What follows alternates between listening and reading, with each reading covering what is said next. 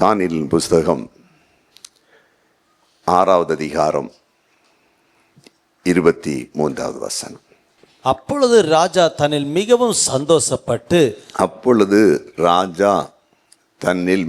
சந்தோஷப்பட்டு தானியேலை கெபியிலிருந்து தூக்கிவிடச் சொன்னான். தானியேலை சிங்கத்தின் கெபியிலிருந்து தூக்கிவிடச் சொன்னான். அப்படியே தானியேல் கெபியிலிருந்து தூக்கிவிடப்பட்டான். போதும், அப்படியே தானியேல் கெபியிலிருந்து தூக்கிவிடப்பட்டான்.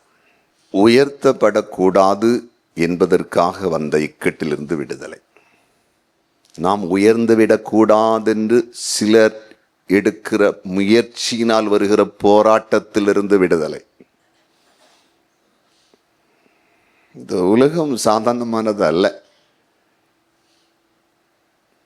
இந்த உலகத்திலே நீங்கள் சாதிக்க வேண்டுமென்றால், வளர வேண்டுமென்றால், உயர வேண்டுமென்றால், பாதுகாக்கப்பட வேண்டுமென்றால், உங்கள் சந்ததிகள் நன்றாக இருக்க வேண்டுமென்றால், வேதத்தை நன்றாக வாசித்து தியானித்து வேதத்தின் மகத்துவங்களை புரியவும், பரிசுத்த ஆவியானவரை பெற்று ஆவியானவருடைய ஒத்தாசையோடு இந்த உலகம் எப்படி இருக்கிறது என்கிற நீங்கள் புரிந்துட்டீங்கன்னா இந்த உலகத்தில் சாதிக்க முடியும்.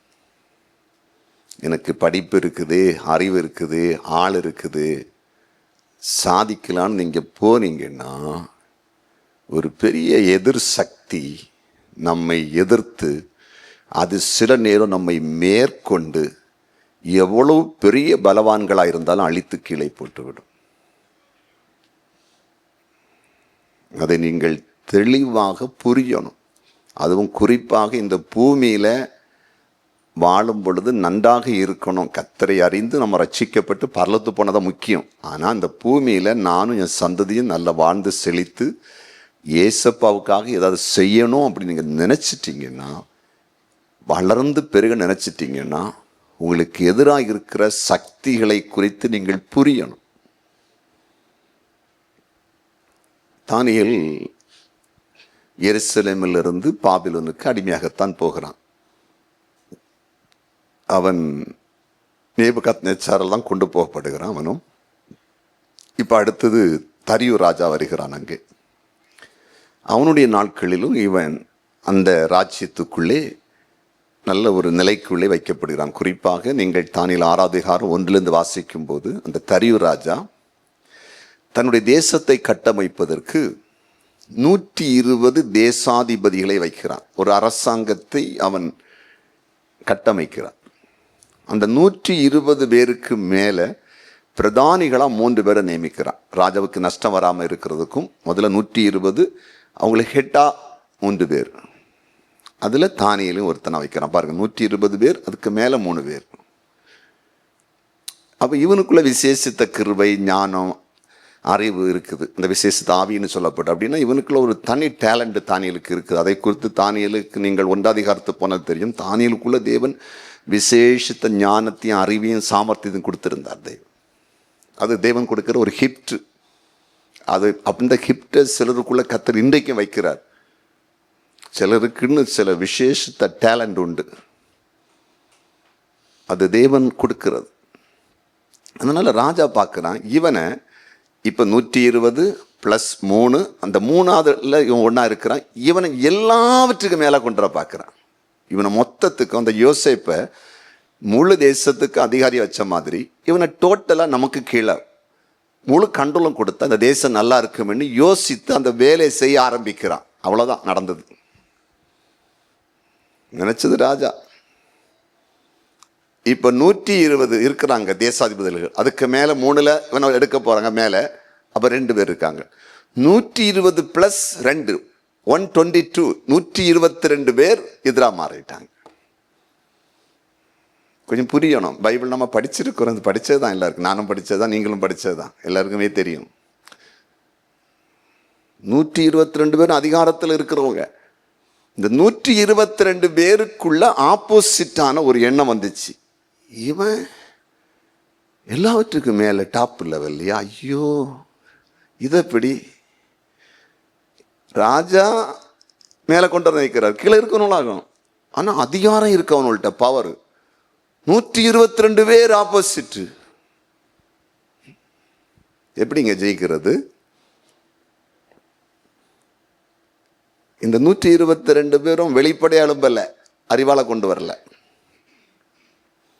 கல் எடுத்து வீசல. அடிக்கு 120 நினைச்சா தண்ணியில கடத்தி கொண்டு போயிருக்கலாம், கதையை முடிச்சிருக்கலாம்.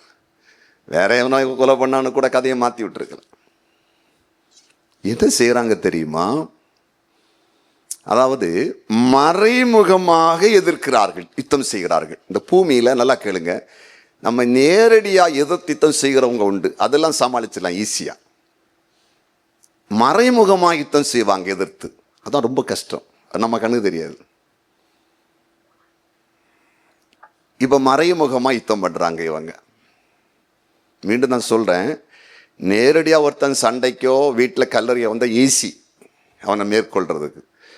நம்ம வளர்ச்சியை தடுக்கிறதுக்கு பொறாமை கொண்டு மறைமுகமா யோசிக்கிறான், அவன் பயங்கர பிளான் பண்ணுவான். உதாரணமா தாவீது, பக்சேபேல அவனுக்கு நிரந்தர மனைவி ஆக்கணும். உரியா புருஷன் இடையூறா இருக்கிறான். தாவீது நினைச்சிருந்தா அவனை கூப்பிட்டு வச்சு அவனை கதையை அவனே அடிச்சு முடிச்சிருப்பான், பெரிய மேட்டர்லாம் கிடையாது. ஆனா மறைமுகமாக யுத்தம் பண்றான். அவன் கையிலேயே லெட்டர் கொடுத்து யுத்தம் நடக்கிற இடத்துக்கு போகும்போது யோபாப் அங்கே யுத்தத்தை நடத்தி கொண்டிருக்கிறான். அவன் கையில் இந்த லெட்டர் கொடுக்கும், அவன் படிக்கிறான். இவனை யுத்தம் மும்முரமாய் நடக்கிற இடத்தில் நிறுத்துவாயாக. ஊரியா எப்படி லெட்டரை கொண்டு போயிருப்பான்? உனக்கு லீவ் வேணும்னா எடுத்துக்கோ, உனக்கு சம்பளம் சீக்கிரம் தருவேன், உன்னை ப்ரொமோட் பண்ணுவேன்னு எதாவது எழுதியிருப்பான்னு நினச்சிருப்பான்.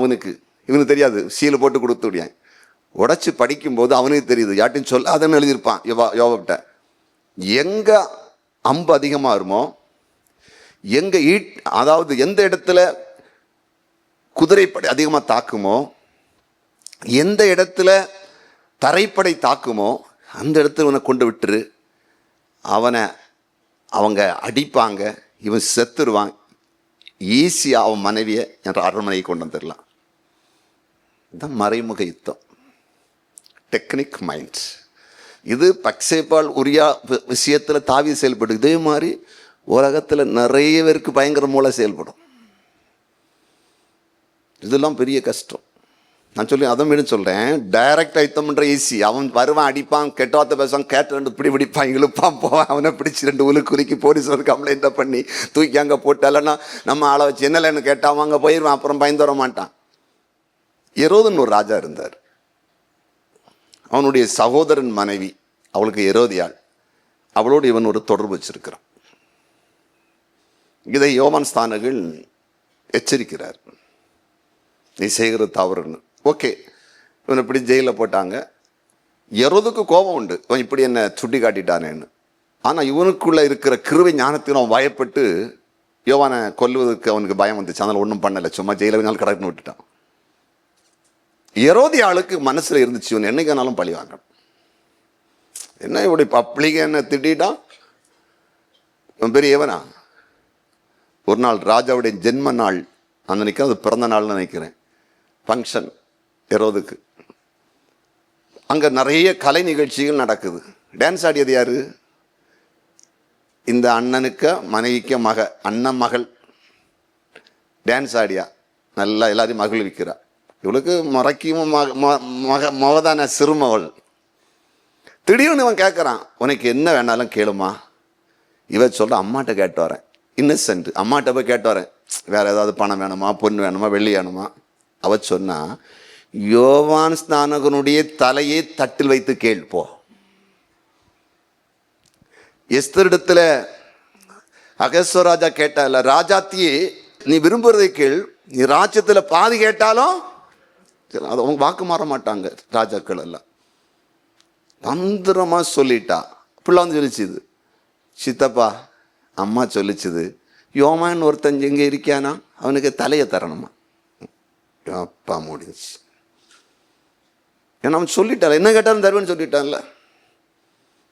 ஆட்களை அனுப்புனா, தலையை வெட்டுனா, தட்டில் வச்சு கொடுத்தான். அப்பாவி யோவான் ஸ்நானகன் தலை வெட்டப்பட்டு மரித்தார். இது மறைமுக தாக்குதல். நேரடியாக அடிக்கல, பிடிக்கல, ஆள் வச்சு கொல்லல. சந்தர்ப்பம் வரும்போது அடிச்சா ஒரு அடி நெற்றியில, அடிச்சா ஒரு அடி நெற்றியில. நல்லா புரிந்து கொள்ளுங்க.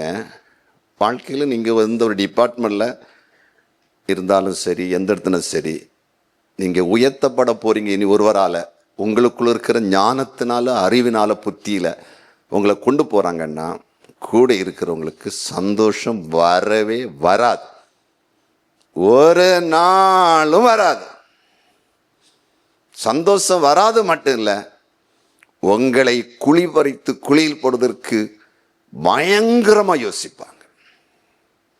இதை நீங்கள் தாண்டி போகிறதுக்கு டேலண்ட் இருந்தால் மட்டும்தான் போவீங்களே தவிர, இல்லைன்னு அதை தாண்டி வர முடியாது. இப்போ என்ன செய்தாங்க தானியலை? இவனை பார்க்குறானோ வேலையில் குற்றம் கண்டுபிடிக்க பார்த்துன்னா ஒன்றும் இல்லை. ஒரு ஐடியா பண்ணுவோம். 30 நாள் யாரும் ராஜாவிட்ட மட்டும் வந்தால் விண்ணப்பம் பண்ண, ஏதாவது தேவைன்னா ராஜாவிட்ட கேட்கணும், வேறு யார்கிட்டையுமே விண்ணப்பம் பண்ணக்கூடாதுன்னு ஒரு சட்டத்தை ஏற்றுன்னு ராஜாவிட்ட போய் பேசி, தானியல் அப்போ கிடையாது. ராஜாவும் ஓகே சொல்லிட்டாரு. என்னன்னு அவருக்கு விஷயம் தெரியாதுல்ல. இவனை எல்லாரும் வந்து நிற்கணும். 120 + 2 122 பேர் வந்து நிற்கணும். இப்படி ஒரு சட்டத்தை ஏற்றிடணும். கையெழுத்து போட்டுட்டார். தானியலுக்கு மேல தரியுக்கு கோபம் கிடையாது, சினேகம். ஆனால் மேற்று தந்திரமா வேலை செய்யுது, மறைமுகமா. கையெழுத்து போட்டாச்சு. தானியல் வழக்கத்தின்படி அங்கே ஜெபம் நடக்குது. இப்போ போய் சொல்றானுவான், 30 நாள் உம்மட்டத்தில் வந்து தானே என்னாலும் கேட்கணும். தானியல் வந்து ஜெபம் பண்ணுறான், அவன் தேவனிடமாக்கி பார்க்குறான். அப்படி விண்ணப்பம் பண்ணினா சிங்க கவியில போடணும், அதான் சட்டம். பின்ன போடுங்க. வந்தாச்சா மேட்டர். எங்கே போகுது? எங்கே போகுது கதை? எங்கே போகுது பாருங்க. மறைமுகமாக ஒரு பெரிய தாக்குதல்.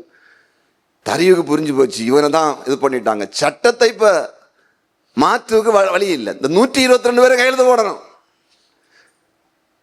அது சட்டம் ஏற்றுனா மாத்திர அதிகாரம் இல்லாத ஒரு பவர் இருக்குது. எப்படின்னு தூக்கி உள்ளே போட்டணும். ஆண்டவர் சிங்கத்துக்கு வாயை கட்டி உள்ளே வச்சு பாதுகாத்து வெளியே கொண்டு வந்தான் செய்தி. எவ்வளோ பெரிய எக்கட்டு சிங்கத்துக்கு கவியில். சிங்க பசியோடு இருக்கும்போது தூக்கி போடுறது எப்படி?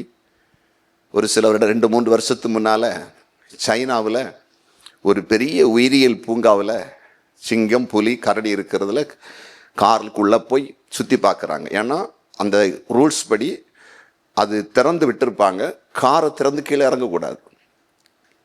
அப்படி தான் உள்ளே போனாங்க.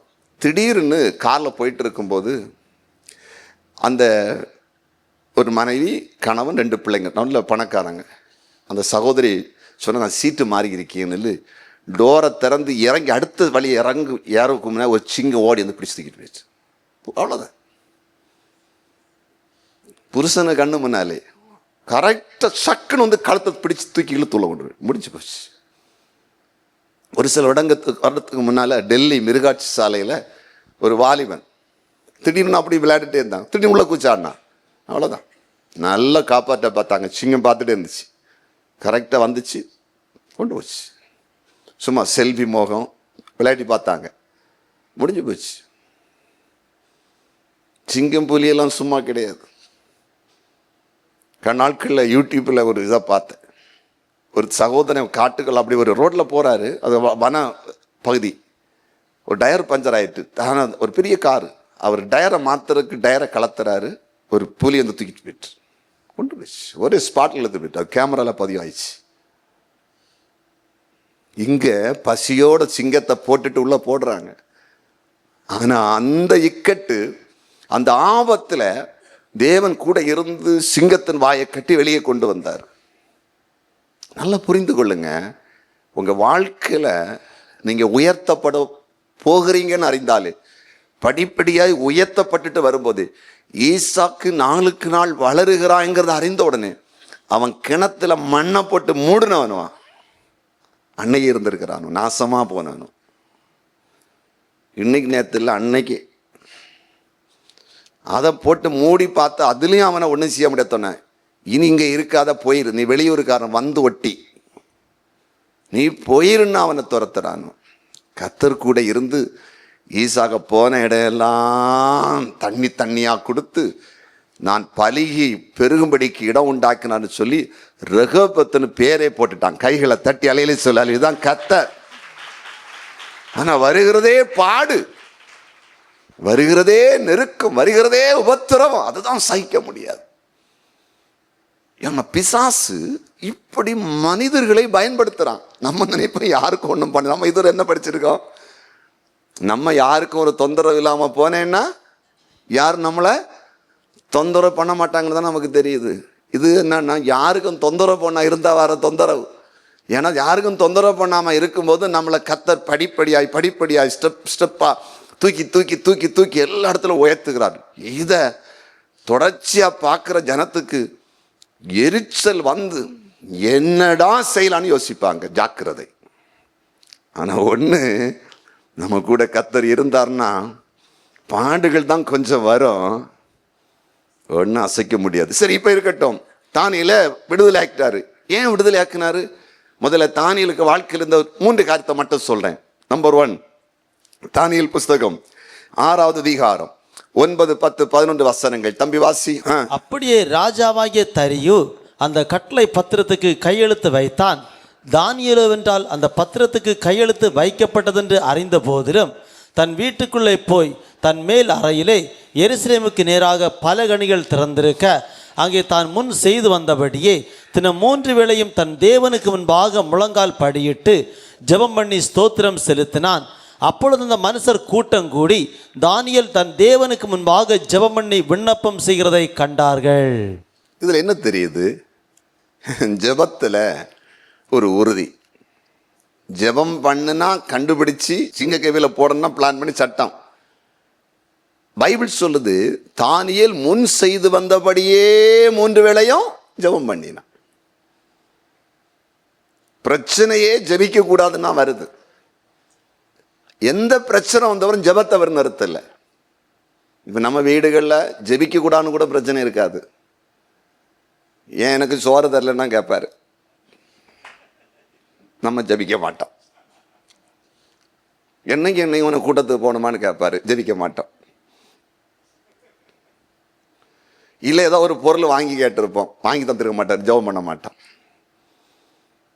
வீட்டில் வர சின்ன சின்ன பிரச்சனைக்கு பிரேயர் இல்லை, வேத வாசிப்பு இல்லை, அப்புறம் சபைக்கு ஆராதனைக்கு ஒழுங்கு இல்லை, ஜெபக்குழுக்கு போக மாட்டான். இங்கே என்ன பிரச்சனை? ஜபிச்சாலே சிங்க குகை. ஆனால் நடந்துட்டு போட்டுமே. அந்த ஜெபத்தில் உள்ள ஒரு அர்ப்பணிப்பை பார்த்தீங்களா? எப்போ நம்ம உயர்வு வரும்போது இக்கட்டு வரும்ல, எப்போ காப்பாரு தெரியுமா? என்ன சூழ்நிலையிலும் ஜெபிக்கிறாங்கல்ல, அவங்கள ஒருத்தனை அசைக்க முடியாது. இந்த நேரம் கிடைச்சா ஜெபிக்கதும், நேரம் கிடைக்கலன்னா ஜெபிக்காதாலும் இருக்குல்ல, இவங்களுக்கெல்லாம் பிரச்சனை தான். சிலர் பிரச்சனை வரும்போது மட்டும் பிரேயர், மற்ற நாள் பாத்தியில பிடிக்க முடியாது, என்னைக்கும் விருந்து விடுதான். தானியேல் அழகா இருக்கு. முன் செய்து வந்தபடியே தினம் 3 வேளை, அப்படின்னா ரெகுலரா டெய்லி 3 times பிரேயர். அது அவனுடைய ஜென்ம சுபாவம், அவன் பழகின விதம், அவன் கர்த்தரோடு பேசின விதம், தேவனிடத்தில் ஜெபித்து நன்மையை பெற்றுக்கொண்ட அந்த அனுபவம் அவனை அந்த இடத்தை விட்டு தாண்ட விடல. டெய்லி 3 times பிரேயர் பண்ணுவான். ஜெபத்தில் அதை ஒழுங்குண்டா உங்களுக்கு? பெரிய ஆளான இல்லை, பெரிய டாக்டர் இன்ஜினியர், பெரிய ஹாஸ்பிட்டல் கட்டணும். இன்ஜினியர் ஆனால் சீப் இன்ஜினியர் ஆகணும். பேங்கில் போனால் சாதாரண மேனேஜர் இல்லை, கிரெடிட்டில் மேனேஜர் ஆகணும். அப்படின்னா பெரிய லோன் செக்ஷன்லாம் 10 கோடி 20 கோடி லோனுக்கு கையெழுத்து போடுற ஆஃபீஸர் ஆகணும். அதான் கிரெடிட்டில் மேனேஜர். சாதா பேங்கில் இருக்கிற மேனேஜருக்கு 10 லட்சம் 20 லட்சம் 30 லட்சம் தான் பவர் உண்டு, வீட்டு லோன் கொடுக்குது. அங்கே அடுத்த மேலே உண்டு பெரிய பெரிய லோனுகள்லாம், அது அடுத்த செக்ஷன். அதெல்லாம் ப்ரொமோஷனில் மேலே போவாங்க, சும்மா ஒன்றும் போக முடியாது. கட்டுனா பெரிய கம்பெனி கட்டணும், கெட்டுனா பெரிய கல்யாண மண்டபம் கட்டணும், கெட்டுனா பெரிய காம்ப்ளெக்ஸ் கட்டணும். போனால் வெளிநாட்டில் பிஎஸ்ஆர்சி முடித்து 3 லட்சம் சம்பளம் வேணும். ஆனால் ப்ரேயரு அம்மா ஜெபிப்பாங்கோ, பாஸ்டர் ஜெபம் பண்ணுவாங்கோ. இந்த ஜெபத்துக்கு ஒன்றும் காரியம் நடக்காது. ஏன் ரெகுலர் ஜெபம்? 3 வேளை சும்மா ஒன்றும் ஜெபம் பண்ணிருக்க மாட்டாரு. டெய்லி உள்ள பிரச்சனையை அப்டேட் பண்ணி பார்த்து ஜெபிக்கிற அனுபவம். காலையில் உள்ள இன்னைக்கு நாட்டு நிலவரம் என்ன, காலையில் அதுக்கு ஜெபிக்கிறது. மத்தியான நிலவரம் என்ன, அதுக்கு ஜெபிக்கிறது. நைட்டு நிலவரம் என்ன, அதுக்கு ஜெபிக்கிறது. இன்னைக்கு வீட்டில் என்ன ப்ராப்ளம், காலையில் அதுக்கு ஜெபிக்கிறது. இன்னைக்கு என்ன தேவை, அதுக்கு மத்தியானத்துக்குள்ள அடுத்து என்ன பிரச்சனை, அதுக்கு ஜெபிக்கிறது. சாயங்காலத்துல என்ன பிரச்சனை, அதுதான் 3 வேளை டெய்லி 1000 சோத்திர பலி பண்ணிட்டு இருக்கல பேப்பர் படிச்சு.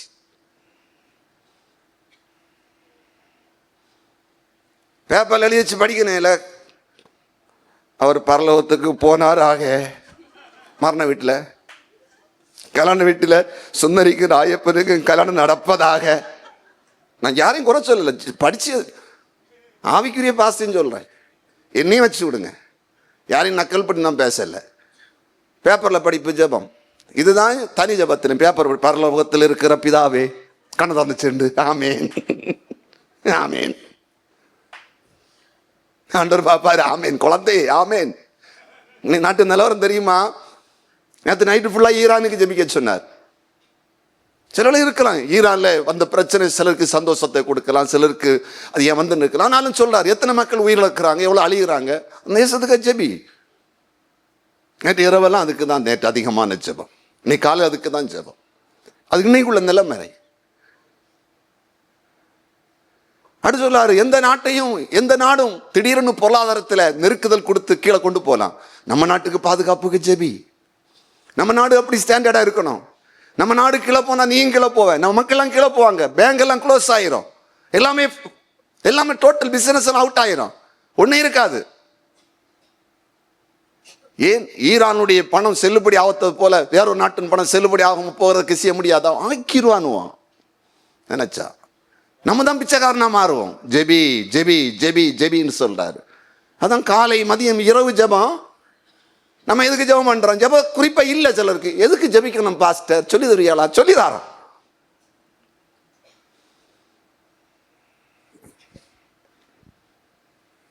நான் சொல்றேன், வாழ்க்கையில ஷைன் பண்ண விரும்புனீங்கன்னா, உயர விரும்புனீங்கன்னா, 4 பேருக்கு ஆசிரம் இருக்க விரும்புனீங்கன்னா, 10 வச்சு வேலை வாங்க விரும்புனீங்கன்னா, 120+3 அதிகாரிகளுக்கு மேல நீ அதிகாரி இருக்க விரும்பினேன்னா, எல்லா அதிகாரிகளுக்கும் நீ அதிகாரியா இருந்து கையெழுத்து போட விரும்பினேன்னா பிரேயர் பண்ண ஆரம்பி. நீ படிச்சிருக்க, எனக்கு ஞானம் இருக்குன்னு நீ பெருமை காட்டின கீழே தூக்கி போடுவாங்க. நீ பிரேயர் பண்ண நிக்க முடியும். அங்க வருகிற பிரச்சனைக்கும் காரியத்துக்கும் நெருக்கத்துக்கும் துரோகத்துக்கும் உனக்கு எதிராக வருகிற குழப்பங்களுக்கும் கர்த்தர் உனக்கு பரிகாரம் செய்வார்.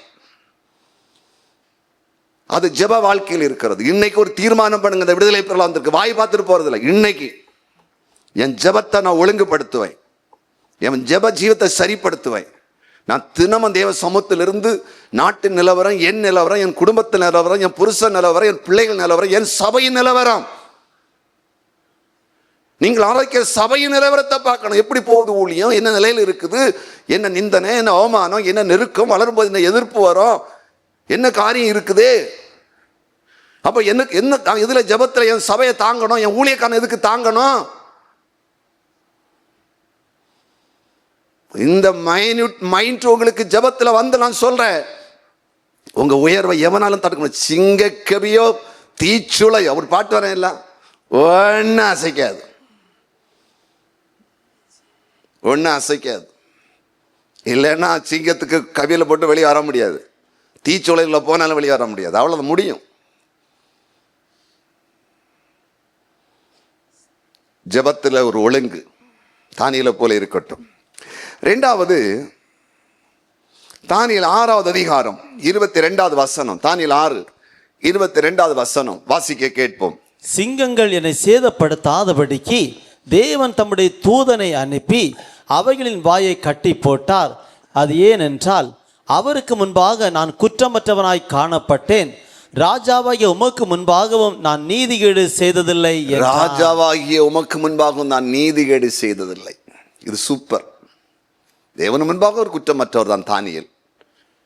ராஜா தரியு ராஜா வேலை கொடுத்திருக்கிறாரு. 120 தேசாதிபதிகளுக்கு மேலான 3 அதிகாரில் ஒரு ஆள். ராஜாவுக்கு நஷ்டம் வராமல் இருக்கிற வேலையாக அந்த 3 அந்த போஸ்டிங்கு.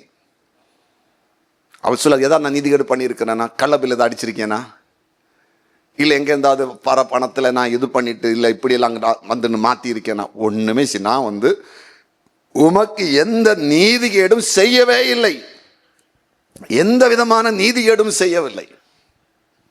ஆபிரகாம் எலியாசர்னு ஒரு வேலைக்காரனை வச்சிருக்காரு.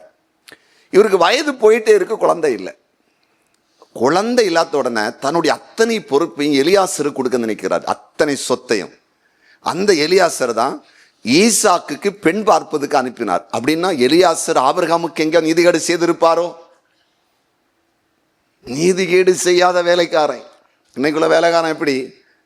கொஞ்ச நாள் இருப்பான், எப்படா என்ன அடிச்சு மாத்தலாம், எங்க தூக்கி குழியில போடலாம், எங்க கள்ளக்கணக்கு எழுதலாம், அப்படித்தானே இருப்பாங்க. அவங்க வளர்ச்சியும் அப்படிதான்.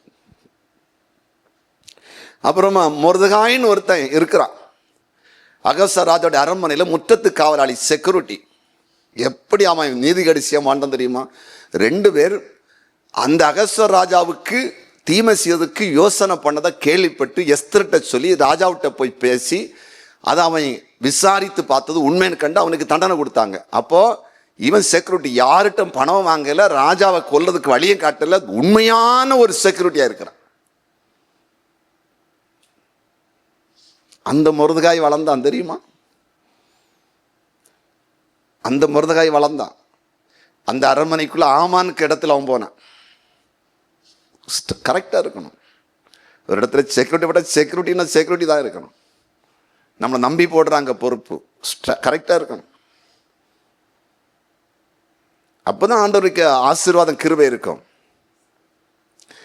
எலிசாவை பாருங்க, எலியாவுக்கு உண்மையா இருக்கிறார், உண்மையாக இருக்கிறார், நீதிகேடை செய்யல. அதெல்லாம் கடைசியில் ரெட்டிப்பான வரம் அவர் எடுத்துக்கொள்ளப்படும் பொழுது அவருக்கு மேல வந்து இறங்கி வருது. ஏன்னா எலியாவின் கைகளுக்கு தண்ணீர் வார்த்த யாருக்கு குமாரன்?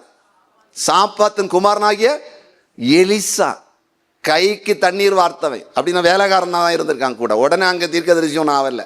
இப்போ உள்ளவனுக்கு வந்த உடனே தீர்க்கதரிசி ஆகணும். இன்னைக்கு வரணும், நாளைக்கு தலைமை பாஸ்டருக்கு அதோட மேலே போகணும், பார்த்து தான் போவானுவான். கை கழுவுறதுக்கு தண்ணி ஊற்றி கொடுத்து கழுவன் இருந்தான். எலியாவுடைய ஊழியம் முடியும் போது ரெட்டிப்பான வர வந்து எலிசாவை பயன்படுத்துறாரு தெய்வம். ஆனா எலிசாவுக்கு ஒரு வேலைக்காரன் இருந்தான் பாருங்க, யாரு? கேயாசி. என்ன சூப்பர்! குஷ்டரோகத்தை வாங்கி எங்கேயாவது அப்புறம் ஊழியம் செய்தானா? எங்கேயாவது பிசாசை துரத்தினானா? எங்கேயாவது எண்ணெய் பெருக பண்ணினானா? எங்கேயாவது செத்து போன உருட்டு எழுப்பினானா? கேயாசி எங்க போனானே தெரியாது. சூப்பர் ஆள். ஏன்னா நாகமான் கொண்டு வந்த காணிக்கைய வேண்டான்னு திரும்ப விட்ட பிறகு எஜமான் சொல்லி இருப்பான்னு போய் பின்னால வாங்கின சூப்பர் வேலைக்காரன். வீடு நிறைய பணமும் பொருளும் வந்தது. ஊழியம் போச்சு, ஊழியம் போச்சு, சரீரத்தில் வியாதியம் வந்தது. நீதிகேடு செய்கிறவங்களை ஒரு நாளுமே கர்த்தர் காக்க மாட்டார். அது ரொம்ப கவனமா இருக்கணும். அது எஜமானுக்கு நல்லா கலங்க. 4 பாயிண்ட் சொல்றேன். அப்பா அம்மாவுக்கு நீதிகேடு செய்யக்கூடாது. 20-25 வயசு வரை வளர்த்து ஆளாக்கி அப்பா அம்மாவோட இஷ்டப்படி தான் கல்யாணம் பண்ணணும். அவங்க ஒரு தோட்டத்தில் ஒரு மரத்தை நட்டு வளர்த்த மாதிரி உங்களை என்னை வளர்த்துருக்காங்க. அவங்களுக்கு இஷ்டப்படி தான் கல்யாணம் பண்ணணும். மறந்துடாத, இன்னைக்கு எழுதி வச்சுக்கோ. ஆசிரியருக்கு நீதிகேடு பண்ணாத. படிக்கிற காலத்தில் அவங்க ஏதாவது தப்பு பண்ணாலும் அட்ஜஸ்ட் பண்ணிப்போ. அவங்களுக்கு ஒரு டீம் ஃபார்ம் பண்ணி அவங்களுக்கு செருப்பு எடுத்து மாற்றி போடுது, ஷூவை மாற்றி போடுது, என்னெல்லாம் எனக்கு கேட்கிது, சட்டையை பிடிச்சி குளிக்குது, இந்த வேலை வச்சாத. அப்புறம் நீ படித்து வேலைக்கு போனன்னா உன் முதலாளிக்கு மேல் அதிகாரிக்கு துரோகம் பண்ணாத, கீழே உடங்கி இரு. 4வது, நீ ஒரு சபைக்கு போனன்னா அந்த பாஸ்டருக்கு துரோகம் பண்ணாத, அந்த பாஸ்டரை தூக்கி பிடி. 6 ஊரை கையை தூக்கி பிடி, சபை அளவுக்கு நீ காரணமா இரு. நீ 4 செய்தன்னா உன்னை ஒரு பயில அசைக்க முடியாது. கைகளை தட்டுங்க. இந்த 4 இடத்துல இங்கே கரெக்டாக கடந்த காலத்தில் இருந்திருக்கலாம். நீங்கள் யோசிங்க, மற்றவங்களை குறை பேசிட்டு இருக்கிறது இல்லை. நீங்கள் இருந்திருக்கீங்களா? என் அப்பா அம்மாவுக்கு நான் உண்மையாக இருந்திருக்கிறேன்னா நீதிகேடு செய்யாமல். என்னை படிப்பிச்ச வாத்தியா இருக்குது, ஸ்கூல் லைஃப் காலேஜ் லைஃப்பில் உண்மையாக இருந்திருக்கிறேன்னா. அப்புறம் நான் வேலைக்கு போன பிறகு என் முதலாளிக்கு அல்லது எனக்கு ஒரு கவர்மெண்ட்டில் எங்க ஒரு மேல் அதிகாரிக்கு, சில இதில் முதலாளி டைரக்டாக இருக்க மாட்டார், மேனேஜர்ஸ் இருப்பாங்க, இல்லை மேல் அதிகாரி தான் இருப்பாங்க. முதலாளிக்கு நம்ம சம்மந்தம் இருக்காது. கரெக்டாக இருந்திருக்கிறோமா? நான்காவது, ஒரு சபையில் கொண்டு போன பிறகு அந்த பாஸ்டருக்கு எப்படி இருந்தோம்? இது 4 இருந்தா இதுதான் நீதி கடைசி ஏத்தது. எந்த சிங்கக்கவிய தீச்சோலையோ எல்லாம் தீய அணையும், சிங்கத்தை வாயும் கட்டப்படும். இந்த 4 கரெக்ட் இல்லைன்னா நமக்காக தேவன் எதையும் செய்ய முடியாது. இதை ஒத்துக்கொள்றவங்க மட்டும் கை வைத்து அலையில சொல்லுங்க. கடந்த காலத்தை விடுங்க, ஏதாவது இருந்தால் மன்னிப்பு கேளுங்க, நடந்திருக்கலாம் ஏதாவது. இனி இப்படிப்பட்ட காரியம் இல்லாமல் நடந்து கொள்ளுங்க. உங்களை ஒருத்தனை செய்ய முடியாது. பிரச்சனை 1000 வரும், நெருக்கம் 1000 வரும், என்ன வந்தாலும் சரி நமக்காக தெய்வம் செயலாற்றி கொண்டே இருப்பார். பரலோக அரசாங்கம் நமக்காக செயல்பட்டு கொண்டே இருக்கும். பரலோக அரசாங்கத்தை எதிர்த்து ஒரு அரசாங்கம் ஒன்றும் பண்ண முடியாது. நான் முதல்ல சொன்னேன், ஆவியில் நான் உட்கார்ந்து இருக்கும்போது தேவன் போராடணும்னு சொன்னேன்ல, பரலோக அரசாங்கம் யுத்தம் பண்ணிக்கிட்டே இருக்குது, இருளை அழிச்சிட்டே இருக்குது, இருள் ஆதிக்கத்திட்ட மோதுது, குடும்பங்களை போன்ற ஆவிகளை துரத்துது. அந்த அரசாங்கத்தை எதிர்த்து நிற்கிறதுக்கு யாருமே கிடையாது. ஒரு மந்திரவாதியும் கர்த்தருக்கு விரோதமாய் நிற்கவே முடியாது. எகிப்திலே இந்த மந்திரவாதிகள் மோசைக்கு விரோதமாய் கர்த்தருடைய எதிர்த்தாங்க. மண்ணை எடுத்து அப்படி காலை எடுத்து வீசினாங்க. அப்படி எடுத்து புளியை தூத்துனாங்க. தூசி போய் பறந்து மந்திரவாதிகளுக்கு மேலே பட்டன கொப்பளம் வந்துச்சு. நிற்க முடியல. தேவ பிள்ளைகள்கிட்ட மந்திரவாதி நிற்க முடியாது. குறிசில மனசுக்கு அதிகாரம், ஒரு அதிகாரம் நிற்க முடியாதுங்க. நீங்களும் நான் இந்த பைபிள் படி வாழ்ந்தால் எவ்வளவு பெரிய ராஜ்யம். தேவ பிள்ளைகளை சபையில் எதிர்த்தாலும் உடைஞ்சு தெரிச்சிடும், அழிஞ்சு போயிடும். நான் போடுற சாபம் இல்லை. ஏன்னா நான் சொல்றதுன்னா, நான் உண்மையான தேவனுக்கு உரமா யுத்தம் பண்ணி இந்த பூமியில ஒருத்தனும் ஜெயிச்சதில்லை. ஒரு அலையில சொல்லுங்க, அல்லேலூயா. ஆண்டவர் சொல்லுகிறார், உன்னை தொட்டவன் என் கண்ணின், ஒன்னை தொட்டவன் அவரு கண்மணியை தொட்டார். என்ன தொட்டவன் அவரு கண்ணுமணி. கண்ணுல மேல தொட்ட விடுவாரு. கண்ணை பிடிச்சி குத்துனா உள்ள கண்ணுங்க மணி விரலப்பட்டு குத்துனா விடுவாரா? நீங்க விடுவீங்களா? ஒருத்தன் கண்ணை பிடிச்சி குத்தி விட்டானா செத்தாலும் சரி அவனை மூக்க உடைச்சா விடுவோமா? அங்கன்னு வச்ச மூக்கில குத்துவான் அவனை.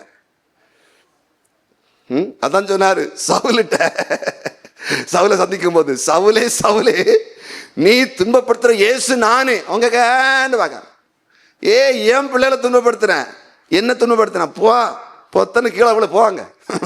கண்ணு தெரிய அடைக்க. பைபிளை ஒழுங்கா படிங்க, நல்லா படிங்க, வேதத்தை நம்புங்க. சரி இருக்கட்டும். அப்ப முதல்ல ஒழுங்கான ஜெபம், 2வது நீதிகேடு செய்யாத வாழ்க்கை, 3வது ஒரு காரியத்தை கூட பார்க்கலாம். தானியேல் 6:23 தம்பி வாசி. தானியேல் 6:23 வாசிக்கலாம். அப்பொழுது ராஜா தன்னில் மிகவும் சந்தோஷப்பட்டு தானியேலை கெபியிலிருந்து தூக்கிவிட சொன்னான். அப்படியே தானியேல் கெபியிலிருந்து தூக்கிவிடப்பட்டான். அவன் தன் தேவன் பேரில் விசுவாசித்திருந்தபடியால் அவனில் ஒரு சேதமும் காணப்படவில்லை. 3வது தேவன் பேரில் வைத்திருந்த அசையாத விசுவாசம். தானியேல் முதல்ல அவனுடைய சரியான அசையாத உறுதியான ஜெப வாழ்க்கை, ஜெபத்தில் ஒரு ஒழுங்கு. 2வது அவன் நீதிகேடு தன் எஜமானுக்கு செய்யாதவன். 3வது அசையாத உறுதியான விசுவாசம். என்ன விசுவாசம்? என்னை எந்த இடத்துல யார் என்ன பண்ணினாலும் என் தேவன் என்னை காப்பாற்றுவார். அதான் தானியேலுக்கு இந்த விசுவாசம். நான் ஆண்டவருக்காக வாழ்றேன், ஆண்டவருக்காக நிற்கிறேன், நான் ஜெபிக்கிறவனா இருக்கிறேன், நீதிகேடு செய்யல, தேவன் உண்மையா இருக்கிறேன், அதனால என் தேவன் எனக்காக எல்லாவற்றையும் செய்வார். எனக்குறமா எத்தனை கூட்டம் எழும்பினாலும் என் தேவன் எனக்காக கிரியை செய்வார், யுத்தம் பண்ணுவார், காப்பாற்ற. விசுவாசம். விசுவாசம் எப்படி வருது? கேள்வியினாலே விசுவாசம். பிரசங்கத்தை நல்லா கேட்கணும், விசுவாசம் கொடுக்கிற பிரசங்கம். பைபிளை நல்லா படிக்கணும். இந்த வருஷம் பைபிளை ஆரம்பத்தில் படிங்க. எத்தனை தடவை படித்தாலும் சரி, இந்த தடவை ஒரு தடவை படிங்க. உங்களை முகத்தை பார்த்தாட்டு எப்படி 10-20 தடவை படித்து முடிச்சிருப்பே பைபிள். தெரியுது உங்கள் டேலண்ட் எல்லாம் பார்த்தா. எப்படி ஒரு 20 தடவையாவது பைபிள் ஆதியாகமத்திலிருந்து வெளிப்படுத்துறத போயிருக்கும் போல இருக்கும். முகத்தை பார்த்தா டீப் லைட்டு மல்ல அடிக்குது முகம். இந்த வருஷம் இன்னும் 1 கூட 20+1 21.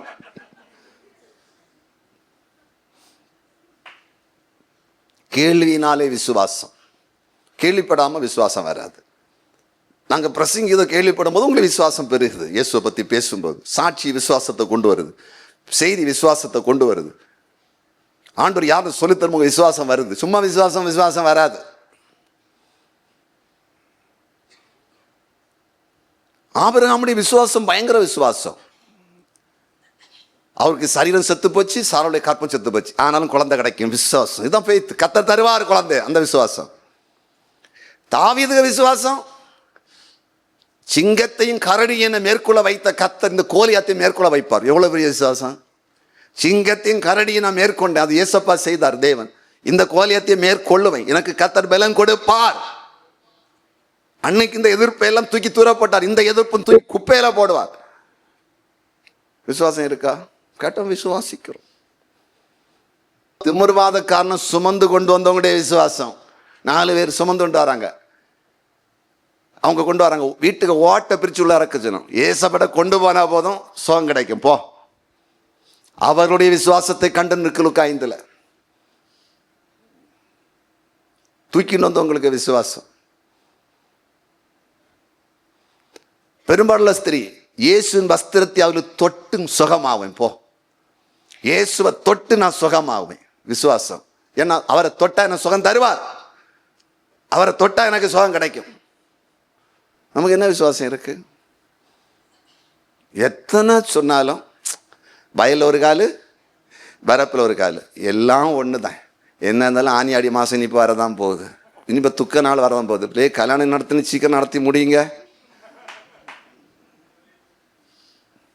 எழுதுனவன் ஏட்டை கெடுத்தான், பாடனவன் பாட்டை கெடுத்தான். அவர் செய்தெல்லாம் முடிச்சாச்சு. அவருக்காக வாழ சொல்லியார். எதுக்கு காயத்தை ஏற்றுக்கொண்டேன், எதுக்கு தழும்புகளை ஏற்றுக்கொண்டேன், நான் என்ன செய்திருக்கிறேன், பாவத்தில் விடுதலை பெறு, பரிசுத்தமாகு, நான் உனக்கு உயர்த்தெழுந்தாச்சு, இதை தியானி, அதன்படி நட. அதுதான் ஒரு நாள் ஈஸ்டர் நீ கொண்டாடு. ஒரு நாள் குட் ஃப்ரைடே அன்னைக்கு என் பாடுகளும் தானே, அப்புறம் நான் உயர்த்தினாலும் ஈஸ்டர் அன்னைக்கு நான் உயர்த்தலை செய்தி சொல்லு. அதை நினச்சி ஒரு சிலுவைக்குள்ளே போய் பழையதை ஞாபகப்படுத்திக்கொள். ஆனால் டெய்லி நீ கனடத்தக்கூடாது. துக்கமாக ஆண்டவர் போயிட்டார். நீ என்ன கேட்ட? சத்தியம் என்ன கேட்ட? என்ன விசுவாசம் இருக்குது? நம்ம என்ன உபதேசம் கேட்டிருக்கோம்? ஆனால் இயேசு சிலுவையிலப்பட்ட பாடுகளை நினைச்சு அப்படியே தழும்புகளால் குணமாக்கப்பட்டிருக்கோமா, ரத்தத்தால் கழுவப்பட்டிருக்கோமா, பாவ மன்னிப்பை பெற்றிருக்கிறோமா, பாவம் செய்யாமல் வாழ்கிறோமா? அதெல்லாம் கிடையாது. ஆனால் சடங்காச்சாரத்துக்கு பேர் இருக்கு. காரணம், பைபிள் தெரிய மாட்டேங்குது. இனி இப்போ வரப்போகுது மார்ச் 2 முதல் நாளே கோழிக்கு எலும்பும் ஆட்டுக்கு எலும்பும் போட்டு தீயில போட்டு சுட்டு சாம்பலை மண்டையில நெட்டிலையும் பூசி போய் நிர்வாண சாமியார் இருக்கிறாங்களா, அங்கே போய் இருங்க பூசி என்று. நான் என் சபைக்கு சொல்கிறேன், எனக்கு தந்த மக்களுக்கு சொல்கிறேன், வேற யாருக்கு நான் பேசலை. ஏன்னா ஜனங்களும் காப்பாத்தானே இல்லை. அப்போ நம்ம பாருங்க, என்ன விசுவாசம் இருக்குது? ஆண்டவருக்கு மேல என்ன விசுவாசம் இருக்குது?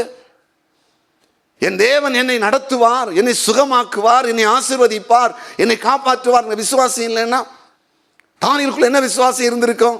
அவன் சொல்றான், நான் தேவன் பேரில் அவன் விசுவாசித்திருந்தவன் சேதம் வரவில்லை.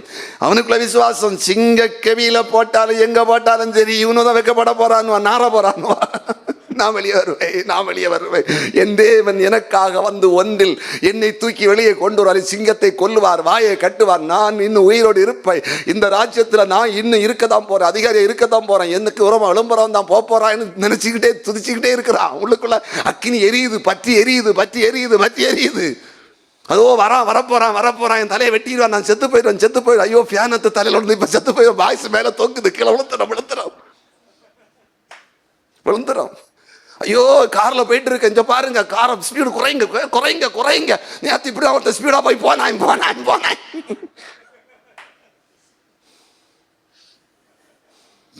ஃபிளைட்டுக்கு வேகத்தை குறைக்க சொல்லுங்க. போனா இப்ப இந்த இடையில ஒரு ஃபிளைட் எங்கே விழுந்துதான் கீரை மாத்த சொல்லுங்க, மாத்துவாங்க. கீரை மாறும். அது போக மணிக்கு 1200 கிலோமீட்டர். காரே 100-150 கண்ணு தரிச்சு போகுது. இதோட 10 மடங்கு ஸ்பீடு ஃப்ளைட். இது 100-120 மேலே நம்ம ரோல மேக்சிமம் கையில் 100-130 போல போனால் பறந்து போன மாதிரி இருக்கும். 1000 to 1200 கிலோமீட்டரில் போகும் ஃப்ளைட். அப்போ 10 மடங்கு வேகம் கார் வண்டி ஹைவேல போகிறத. அப்போ கொஞ்சம் கற்பனை பண்ணி பாருங்க, 10 மடங்கு எப்படி போகும்? நிறுத்துங்க ஸ்பீடாக குறைப்பார். விசுவாசம் தாங்க வாழ்க்கை. உலகத்தில் நம்பிக்கை தாங்க வாழ்க்கை. நம்பிக்கை தான் வாழ்க்கை. கல்யாணம் ஆகியாச்சு, ஆனால் உடனே அதுக்குள்ள எல்லாம் ரெடி. மக்களை சொல்லி அம்மா சொல்லி இருப்பது ஏதாவது ஒன்று அவன் பண்ண, நமக்கு ஒரு பிடி இருக்கணும். இல்லை வாழ போறது இல்லை, பிடி பிடி. நேற்று முந்தின நாள் ஒரு குடும்பம் வந்தாங்க. சகோதரி 40 அடி பள்ளத்தில் கார் போய் விழுந்துச்சு தான். அவங்க வந்து சொன்னாங்க, பிரதர் தலை வலி இருக்குது, புதுசாக வந்து கூட்டிகிட்டு வந்திருந்தாங்க. அப்போ தான் அவங்க சொன்னாங்க, கார் ஆக்சிடென்ட் ஆச்சு, ஒரு பள்ளத்தில் 40 அடி பள்ளத்தில் வந்து. நான் கேட்டேன், நீங்களே கார் ஓட்டி போறீங்கன்னு கேட்டேன். இல்லை என் புருஷன் தான் ஓட்டினார், என் பிள்ளை நடுவிலேருந்து கீரை மாற்றி விட்டு போட்டான்னு கேட்டல. ஒரு பள்ளத்தில் விழுந்தது, 40 அடி பள்ளத்தில். பிள்ளை விளாட்டு தானமாக கீரை மாற்றிச்சு, கார் போச்சாங்க. அதே போல் பிடி இருக்கணும் மக்களை. புருஷன் வீட்டு வாழ போகிறோம் பண்ணு, மக்களை பிடி இருக்கணும், பத்திரம் கரெக்டாக இருக்கணும், பாதியாக தான் எழுதணும், அங்கே இருக்கணும் பிடி. சப்போஸ் நம்ம வேற ஒரு பொண்ணை கட்டினாலும் உனக்கு பிடி இருக்கணும், கட்டுவாங்க. விசுவாசம் தானே பெருசு. வாழ போகிறது நம்ம சேர்ந்து வாழ போகிறோம். 2 வரும் வாழ்வா சாவோ, ஆண்டவர் வருக தாமதமான வாழ போகிறோம், வந்தால் சேர்ந்து போக போகிறோம் பரலோத்து. இந்த நம்பிக்கையில் வாழியதில்லை. பிடி இருக்கணும். என்ன உருப்படி ஒன்று மாமியார்ட்ட கொடுத்துடப்பட உனட்டே இருக்கணும், அங்கே வச்சுட்டு போ மக்களே. நான் லாக்கரில் வைக்கேன், கல்யாணத்துக்கு போ, எங்கேயாவது போம்ப நீ எடுத்து போடும் அவளே. வாரி கொட்டு தான் போதும். கொடுத்து என்னத்தை கண்டியா? ஒழுங்க ஃபெய்த்தில் நீ வாழு, பிள்ளைகளை விசுவாசத்தில் வாழவை. அவிசுவாசியா போகாத. எல்லாம் பெரிய ஞானம் இருக்கு, அறிவு இருக்கு, சொல்ல சேஃப்டியா இருக்கணும், எல்லாம் பாதுகாப்பாக இருக்கணும். எல்லாம் வந்தா என்னத்தையா? சில பேர் 2ம் மோதிய பாட்டியா இருக்கணும். ஒரு குடும்பம் அப்படிதான், கணவன் மனைவிகளுக்கு பிரச்சனை வந்தது, இதோட அது பெரிய பார்ட்டி, அதோட இது பெரிய பார்ட்டி. அங்கே கை கோட்டு சூப்பரை கோட்டு, அங்கே இங்கே ரவுடினா ரவுடி, அடினா அடி, வெட்டுனா குத்து. கடைசியில் அவங்களுக்கு பொண்ணு வீட்டுக்காரர்கள் வேற வந்துச்சு, இவனை விடப்படாது, இவனை கல்யாணம் பண்ண விட மாட்டேன், என்ன ஆனாலும் பார்த்துக்கொள்வோம், இவன் கேஸை முடிக்க முடியாது, வந்து மாறி மாறி வைக்கும் பிரச்சனை. கடைசியில் அவங்க 2 பேரும் கவர்மெண்ட் எம்ப்ளாய் நம்ம ப்ரோக்ராம் பார்க்க ஆரம்பித்தாங்க. என்கிட்ட குழந்த மாதிரி அந்த அம்மா ரிட்டையர்ட் டீச்சர்ஸ், ரிட்டையர்ட் ஆனவங்க ஜெபம் பண்ணுவாங்க, எல்லாம் சொல்லுவாங்க. குழந்தை இப்போ அவங்க சொல்லுவாங்க, நாங்கள் இந்த ஊர், எங்கள் ஊர் நாசரேத்து, இந்த ஊர் எல்லாம் அன்பாக பேசுவாங்க. ஆனால் உங்கள் செய்தி தான் எங்கள் குடும்பத்தில் சாபம் இருக்கிறத காட்டிச்சு, பாவீரியை காட்டிச்சு, ஜெபிக்காத காட்டிச்சுது. அதனால் பிரதர் நீங்கள் ஜெபம் பண்ணுவீங்களா, எல்லாம் நடக்கும். அப்புறம் தச்சவாயிலும் முள்ள உருவாச்சார், கேஸ் எல்லாம் போச்சு. இப்போ அந்த தம்பி யூகேல அடுத்தது இங்கே ஒரு பெரிய கம்பெனி இருந்தால் அடுத்த மேற்படிப்பு போயிருக்கான். இப்போ நான் தான் சொல்லுவேன், எப்போன்னு சொல்லுவேன், அவனும் பயப்படாதீங்க, அவனுக்கு ரூத்து வருவா. அதான் சும்மா ஒன்றும் உருவ முடியாது. வில்லனுக்கு வில்லன் உண்டு. அது சினிமாவில் வில்லனை கையை போட்டு அடிச்சு அவனை கையை கட்டி முக்கப்பட உடச்சியது. உண்மையை அடி வச்சா வில்லனை கதானை கொண்டு போடுவாய், அவன் தான் குண்டனை போட்டு போய் இடிப்பாங்க. அது சினிமா, நிஜத்தில் ஒன்று நடக்காது, இடிக்கியது. அப்ப எப்படி இருக்கணும்? விசுவாசம் இருக்கணுங்க. வாழ்க்கையே விசுவாசங்க. விசுவாசம் பத்தி பேசல, விசுவாசங்க. உங்க பிசினஸ் கர்த்தர் உயர்த்துவாருங்க, விசுவாசிங்க. பிள்ளைகளுக்கு நல்ல வாழ்க்கையை தருவாருங்க, விசுவாசிங்க. உங்க புருஷனை ரட்சிப்பாருங்க, விசுவாசிங்க. கடன் பிரச்சனை மாறுங்க, விசுவாசிங்க. நீங்க ஊழியம் வளருங்க, விசுவாசிங்க. உங்க சபை வளருங்க, விசுவாசிங்க. சூழ்நிலை பார்க்காதீங்க. பவுல் சொல்லார், நான் விசுவாசித்திருக்கிற இன்னார் என்று அறிந்திருக்கிறேன். நான் விசுவாசம் வச்சிருக்கிறேன், எனக்கு யாருன்னு தெரியுங்க. அப்படி பவுல் சொல்றாரு. சர்வ வல்லமை உள்ளவருங்க, உலகத்தை உண்டாக்குனவர் நம்புறாங்க, அதான் ஃபெய்த்துங்க. அவர் மேல நம்பிக்கை வைக்கிறதா விசுவாசங்க. அவர் எனக்காக இல்லை சொல்ற உலக மக்கள் எனக்கு அவர் செய்வார், எனக்காக அனுகூலம் உண்டாக்குவார், எனக்கு அனுகூலமான மக்களை தருவார், தேவைகளை சந்திப்பார், பாதுகாப்பார், மழை போல வருத பனி போல மாற்றுவார். இதுதாங்க விசுவாசம். இன்னைக்கு ஒன்னும் இல்லாமல் இருக்கு, நாளை என்ன உயர்த்துவார்னு விசுவாசிங்க. பிள்ளைய சாதாரண ஒரு கத்தர் அறிஞ்சு குடும்பத்தில் கொடுத்த அந்த குடும்பத்தை தலைக்க பண்ணுவார் நினைங்க. இப்பவுமே மலை போல போய் பார்த்து கடைசியில கல்லு போல போகாதீங்க. இப்ப கல்ல போல பார்த்து அப்புறம் மலை போல போங்க. ஒரு அலையிலே சொல்லுங்க, அல்லேலூயா. விசுவாசம். சரி, 5 நிமிஷத்துல ஜெபமும் நீதிகேடும் இல்லாத வாழ்வும் விசுவாச வாழ்வும் இருக்கும்போது தான் இக்கட்டு மாறுது. இந்த 3 இருந்துச்சு, ஜெப வாழ்க்கையும் நீதி கடிசியாத வாழ்க்கையும் விசுவாச வாழ்க்கையும். அதனால தானியேல் 6:24 என்ன நடக்குது வாசிக்கலாம். தானியேல் 6:24 வாசிப்போம். தானியேலின் மேல் குற்றம் சாட்டின மனுஷரையோ வென்றால் ராஜா கொண்டு வர சொன்னான். அவர்களையும் அவர்கள் குமாரரையும் அவர்கள் மனைவிகளையும் சிங்கங்களின் கெபியிலே போட்டார்கள். அவர்கள் கெபியின் அடியிலே சேரும் முன்னே சிங்கங்கள் அவர்கள் மேல் பாய்ந்து அவர்கள் எலும்புகளை எல்லாம் நொறுக்கி போட்டது. என்ன நடந்தது? தானியேல் அங்கே தானே போட்டேனா, ஒன்றுமாக இல்லை, அங்கே கெட்டினாரு, இப்போ அவுத்து விட்டாரு. தானியேல் உள்ள போகும்போது வீட்டில் உள்ள நாய் கட்டி போட்டுருந்து, மற்றவன் வரும்போது அவுத்து விட்டேன். போ. இப்போ யார் அழிஞ்சது? தானியேல் ஆப்போசிட் குரூப்பா? 120 + 2 அவுட். முதல்ல 120 + 2 122 ஒன்றுக்கு ஆப்போசிட் இருந்தது. இப்போ 1 ஜெயிச்சு நிற்குது, 122 அவுட் ஆச்சு, 122 அவுட் ஆச்சு. யோசபாத்து விரோதமா நிறைய பேர் வந்து நான் படிச்சு பாருங்க, 2020 எல்லாம் அவுட், துதி தான். யோசபாத் நிற்கிறான். இதுதான் நடக்கும். இது நான் இனி விளக்க வேண்டிய அவசியம் இல்லைல்ல. எதிர்த்தவங்களை முதல்ல நம்மளை காப்பாற்றி வெளியே கொண்டாடுறாரு, அப்புறம் எதிர்க்கிற கூட்டத்தை கதையை முடிக்கிறாரு. பார்வோனையும் சேனையும் எகிப்தில் கதையை முடிச்சார். அது கத்தருக்க வேலை. நம்ம முடிச்ச போனா ஜெயிலு, நம்ம முடிச்ச போனா ஜெயிலு. தேவன்னு தெரியும் யாரை வச்சு செய்யணும், யாரை வச்சு செய்யணும் அவருக்கு தெரியும், யாரை வச்சு தூக்கணும், எங்கே தூக்கி போடணும் அவருக்கு தெரியும். ஒரு அலையிலே சொல்லுங்களேன், உங்கள் வளர்ச்சிக்கு உயர்வை கண்டு நிறைய கூட்டம் எடுத்து நிற்குதா, கத்தர் செய்வார். நீங்கள் ஜெபமோ நீதிகேடு இல்லாத வாழ்க்கை, விசுவாச வாழ்க்கையை வாழ்ந்து பாருங்க, வாழ்ந்து பாருங்க. 2வது தானியேல் 6வது அதிகாரம் 25, 26, 27 வசனங்கள்.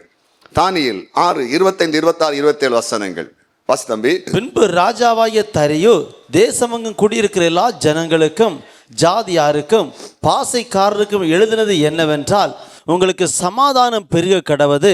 என் ராஜ்யத்தின் ஆள்கைக்குள் எங்கும் உள்ளவர்கள் யாவரும் தானியேலின் தேவனுக்கு முன்பாக நடுங்கி பயப்பட வேண்டும் என்று என்னாலே தீர்மானம் பண்ணப்படுகிறது.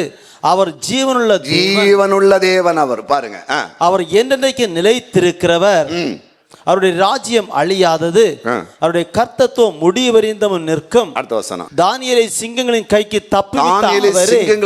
தப்புவித்த அவரே தப்புவிக்கிறவரும் ரட்சிக்கிறவரும் வானத்திலும் பூமியிலும் அடையாளங்களையும் அற்புதங்களையும் செய்கிறவருமா இருக்கிறார் என்று எழுதினான். ஜீவனுள்ள தேவன், தப்புவிக்கிறவர், ரட்சிக்கிறவர், அடையாளங்களை செய்கிறவர், அற்புதங்களை செய்கிறவர், இப்படின்னு ராஜா எல்லாரும் மத்தியும் அறிக்கையிடுறான். பார்த்தீங்களா? நமக்கு ஆபத்தை இக்கட்டும் உயர்வு வரும்போது கொண்டு வராங்க. கர்த்தர் விடுதலை தந்து சத்துருக்களை எல்லாம் அழிச்சு போட்டு சுற்றி இருக்கிற மக்கள் எல்லாம், நீங்கள் நான் ஆராதிக்கிற இயேசு ஜீவன் உள்ளவர், அவர்தான் இந்த பூமியிலே அற்புதங்களை அடையாளம் செய்யணும்னு சொல்லத்தக்கதாக வைப்பார். மற்ற குறிப்பெல்லாம் நினைச்சிட்டு இருப்பான், எங்கள் மந்திராவை தான் பெருசாக செய்வான், இடுப்பில் போட்ட தாயத்தை தான் பெருசாக செய்யும், நான் வீட்டில் வச்சுக்க சோத்து காத்தால தான் பெருசாக வைத்தீரன்னு நினச்சிட்டு இருப்பான். எல்லாம் அவிட்டாய் அழிஞ்சி நம்ம கர்த்தருக்குள்ள கரெக்டாக இருந்தேன்னா நாம் ஆராதிக்கிற இயேசு தான் உயர்த்தப்படுவோம். இந்த வருஷம் வாக்குத்தத்தை என்னது மறக்கக்கூடாது. என்ன ஆண்டு சொல்லிட்டு இருக்காரு, எப்பவும் இதை ஞாபகப்படுத்துன்னு சொல்லுறாரு. இந்த வருஷம் அடிக்கடி என் ஜனங்களுக்கு சொல்லிக் கொடுக்கணும், என்ன நான் உயர்த்தப்படுவேன், அப்போ தான் நான் உங்களுக்கு மறக்காதுன்னு. இது இயேசு உயர்த்தப்பட்டாச்சு. சரியா? கடைசியாக தானியேல் 6வது அதிகாரம் 28வது வசனம். தானியேல் 6:28. தரியுவின் ராஜ்யபார காலத்திலும் பெர்சியனாகிய கோரேசுடைய ராஜ்யபார காலத்திலும் தானியேலின் காரியம் ஜெயமா இருந்துச்சு. அப்படின்னு என்ன அர்த்தம்? எவ்வளவு இக்கட்டுகள் வந்தாலும் தோல்வி இல்லை, வெற்றி தான். தானியேலை தோக்கடிச்ச முடிஞ்சு எங்கேயாவது? உங்களுக்கு வேலையிலும் பிரச்சனை வந்தால் நீங்கள் தோத்துருவீங்களா? ஜெயமோ தோல்வி இல்லை, யுத்தம் உண்டு. விளையாட வேண்டியதுதான். கிரிக்கெட்டில் 2 பேட்ச், கபடி விளையாட வேண்டியதான், கொக்கோ விளையாட வேண்டியதான். பிரச்சனை வரும்போது நிற்க வேண்டியதான். முடிவு வெற்றி யாருக்கு? எதிரியா நமக்கா? பக்கத்தை கைப்பிடிச்சு கேளுங்க, ஜெயம் யாருக்கு, வெற்றி யாருக்குன்னு கேளுங்க. சொல்லுங்க, நமக்கு தான் சொல்லுங்க, நமக்கு தான். ஒரு அலையில சொல்லுங்க, அல்லேலூயா. வெற்றி, தோல்வியே இல்லை. அப்புறம் வெற்றி வந்தா உயர்ந்துகிட்டே இருப்போம். அதான் உயர்வு. பாருங்க, இக்கட்டுல விடுதலை, எதிரிகளுக்கு அழிவு, நமக்கு வெற்றி, உயர்வு, ஜெயம் ஜெயம் ஜெயம் ஜெயம் கொடுக்கிற கர்த்தர். இன்னைக்கு ஆண்டவர் சமூகத்தில் அர்ப்பணிங்க. நீங்க வளர நினைச்சா, உயர நினைச்சா, பாடு உண்டு, நெருக்கம் உண்டு. கடந்த காலத்திலும் உங்க உயர்வுக்கு விரோதமாய் ஒரு கூட்டம் எழும்பி இருக்கலாம். டோன்ட் வரி, கவலையே படாதீங்க. கர்த்தர் உங்கள் பட்சத்தில் இருப்பார். என்ன வந்தாலும் நீங்கள் விடுதலையாக்கப்படுவீர்கள். எதிரிகள் ஒரு காலம் வரும்போது தேவனால் தண்டிக்கப்படுவார்கள். அது மட்டுமல்ல, ஜெயம் கொடுத்து ஜெயம் கொடுத்து ஜெயம் கொடுத்து கர்த்தர் தீர்மானித்த இடத்துல கொண்டு வைப்பார்கள். தானியேல் அதன் பிறகு எழுதாம இருந்தாலும் முழு தேசத்துக்கு அதிகாரியாக ராஜா அவனை வைத்தான். கைகளை தட்டுங்க, அல்லேலூயா, வைத்தான். 120+3+1, அந்த ஒண்ணுல இருக்கிறான். 123 பேருக்கு மேலான அதிகாரி. யாரும் அவனை தடுக்க முடியவில்லை. கர்த்தர் நினைச்சதை செய்து முடித்தார். அதற்கு காரணம் அவனுடைய அழகான ஜெப வாழ்க்கையும், நீதிகேடு செய்யாத வாழ்க்கையும், விசுவாச வாழ்க்கையும் தான்.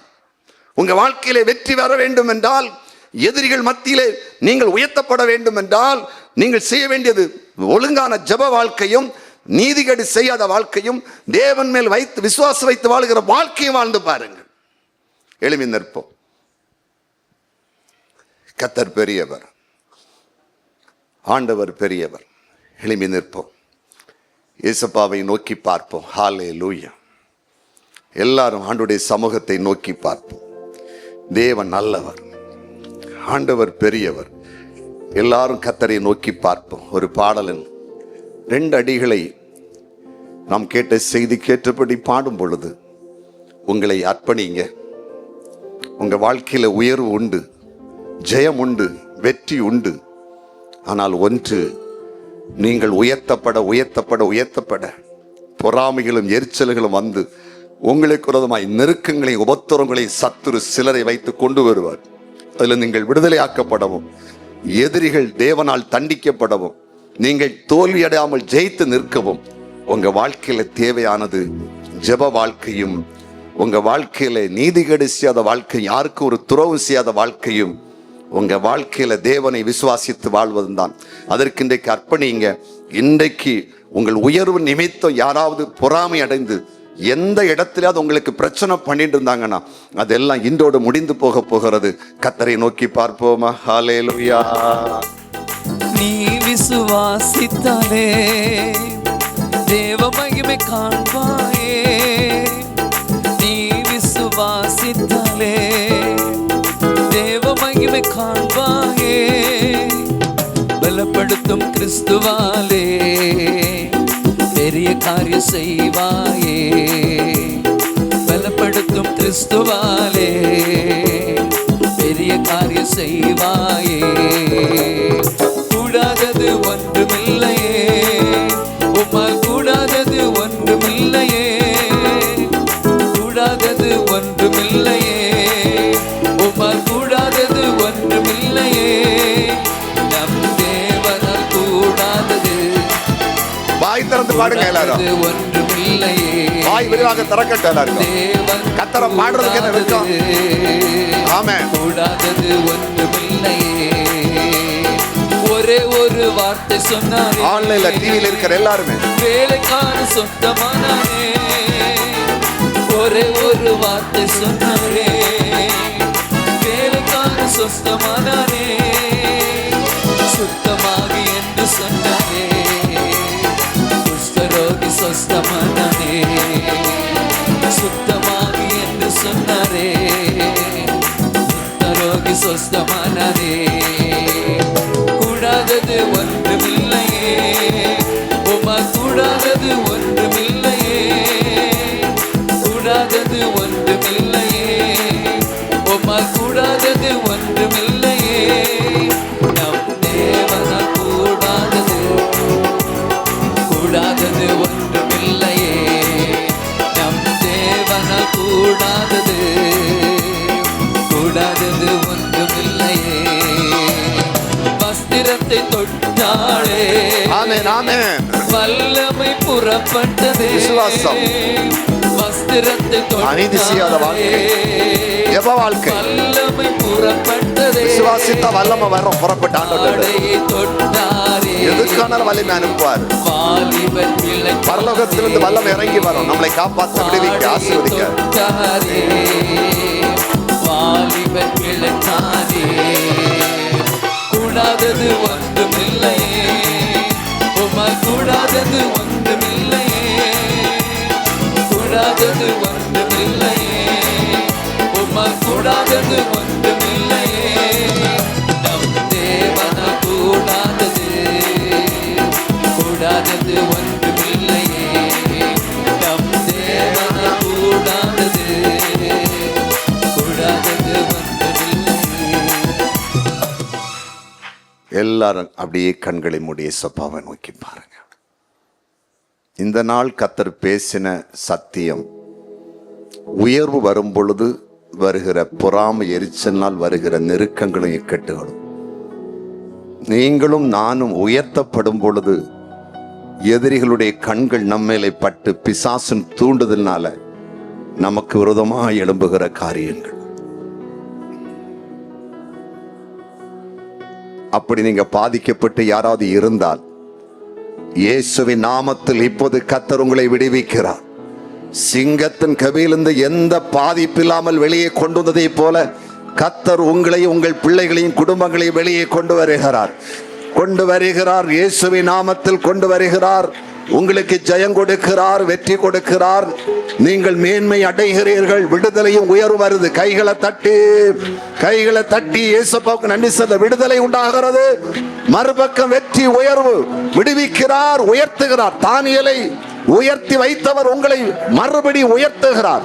உங்கள் வேலையிலே உயர்வு வருகிறது, தொழிலே உயர்வு வருகிறது, ஊழியத்தில் உயர்வு வருகிறது. எதிர்ப்பின் சக்தி அழிந்து போகிறது. எதிர்க்கிற கிரிகள் அழிந்து பாதாளத்தில் போகிறது. இயேசுவின் நாமத்தில் போகிறது. கர்த்தர் உங்களை உயர்த்துகிறார். ஒரு சிலர் அப்படி இருக்கிறீங்க. ஆலயத்தில், இணையதளத்தில் இன்னைக்கு பேசின சத்தியம் எனக்கு தான். என் ஆபீஸ்ல, என் வேலை ஸ்தலத்துல இதே பிரச்சனை எனக்கு இருக்குது. நான் என்ன செய்வேன்னு தெரியாம இருந்தேன். கர்த்தர் என்கிட்ட பேசிட்டாரு. எனக்கு நம்பிக்கை வந்துச்சுது. இனி நான் பயப்பட மாட்டேன், ஏசப்பா சார்ந்து நிற்பேன் அப்படின்னு உங்களுக்குள்ள ஒரு எண்ணம் வந்துச்சு. கர்த்தர் சொல்றாரு, அதுவே போதும், நான் உங்களுக்காக எல்லாம் செய்து முடிப்பேன்.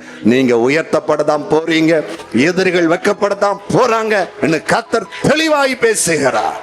உம்முடைய குணமாக்குகிற வல்லமை, அற்புதங்களை செய்கிற சக்தி இப்பொழுது ஆலயத்திலும் இணையதளத்தில் இருக்கிறவர்கள் மத்தியிலும் டிவியில் இருக்கிறவர்கள் மத்தியிலும் வெளிப்படுவதாக என்று உம்முடைய ஊழியக்காரன் மன்றாடுகிறேன். லூக்கா 5வது அதிகாரத்திலே, கர்த்தாவே நீர் உட்கார்ந்திருந்த இடத்தில் இயேசப்பா குணமாக்குற வல்லமை விளங்கிற்று என்று பைபிள் சொல்லுகிறது. அந்த இடத்தில் திமிர்வாதக்காரனை கொண்டு வந்த பொழுது அவன் சுகமாக்கப்பட்டான். அதே போல இப்போது உம்முடைய குணமாக்குற வல்லமை வெளிப்படட்டும் என்று உம்முடைய ஊழியக்காரன் மன்றாடுகிறேன். அனைவரையும் சுகமாக்கும், விடுதலையாக்கும், அதிசயங்களை செய்யும், சாட்சிகளை எழுப்போம். எல்லாரும் கைகளை தட்டி கர்த்தருக்கு நன்றி செலுத்துங்க. ஆண்டவர் ஜெபத்தை கேட்டார். ஆலயத்தில், இணையத்தில், டிவியில வியாதி, பலகீனம், போராட்டம், பிரிவினை, குழப்பம், கடன் பிரச்சனை இருக்கிற எல்லாருக்கும் விடுதலை கொடுக்கிறார். குழந்தை பாக்கியத்தை தருகிறார். திருமணம் நடக்காத பிள்ளைகளுக்கு திருமணம் நடக்குது. வேலை கிடைக்காத கர்த்தர் வேலையை தருகிறார். தொழில் வியாபாரம் இல்லாதவர்களுக்கு தொழில் வியாபாரத்தை தருகிறார். தொழில் வியாபாரங்களை கர்த்தர் ஆசீர்வதிக்கிறார். ஊழியம் செய்கிற தேவ பிள்ளைகளை ஆசீர்வதிக்கிறார்.